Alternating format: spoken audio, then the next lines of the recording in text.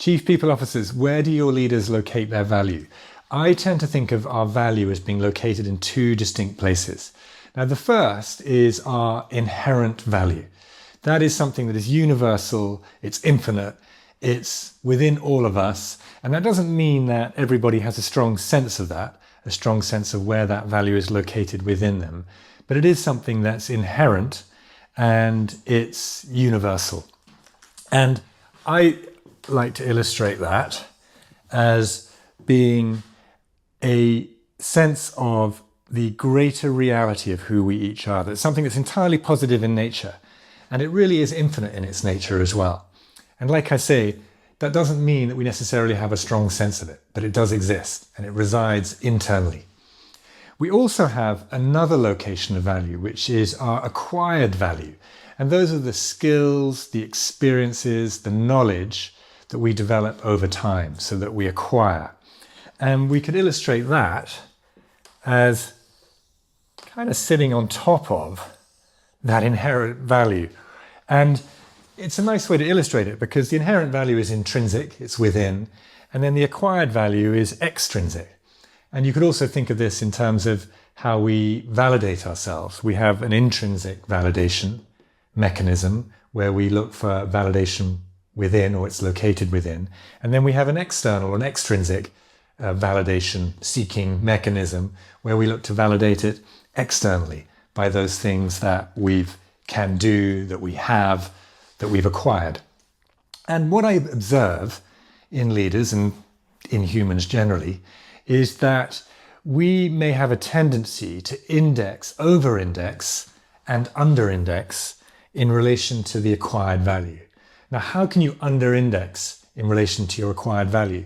Well, that would be where, and this is something that I notice really quite often with leaders, is that they're under-indexing, they're undervaluing their acquired value.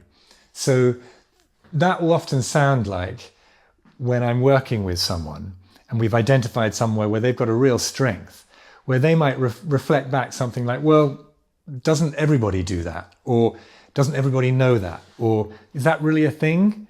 It's like, yeah, it is a thing. And it's something that you've acquired and developed over time that's really tremendously valuable. And it's something that you could leverage more consciously. So that would be where we under-index.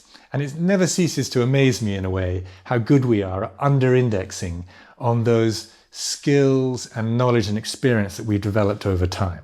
And it's great to start to bring those into greater conscious awareness such that we can more deliberately leverage that acquired value. But we can also over-index on our acquired value. And that tends to come from a place where we don't have a strong sense of this inherent value.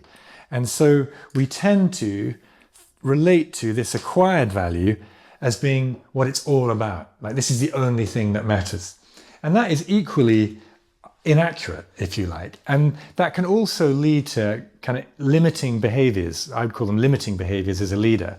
Where as a leader, if you have determined that your value is really only about this acquired value, then you'll tend to be the kind of leader who maybe only leads with that acquired value. You're the kind of leader who always has to have the answer. This is the kind of leader who will tend to always want to communicate that they are the factor of success in any given result or outcome.